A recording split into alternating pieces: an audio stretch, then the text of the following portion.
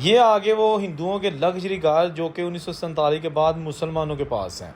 ये जनाब पाकिस्तानी पंजाब का एक शहर है सियालकोट, और वहाँ पर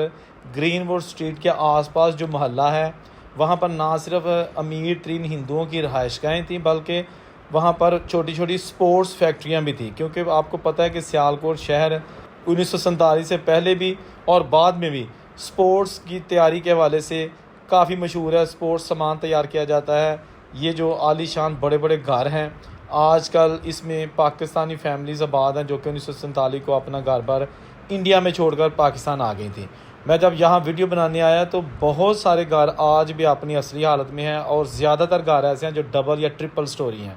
और जिनको देखकर ये लगता है कि ये इलाका कितना अमीर था और कितने कितने ख़ानदानी रईस लोग इस इलाके में आबाद थे, फैक्ट्रियों के मालिक थे,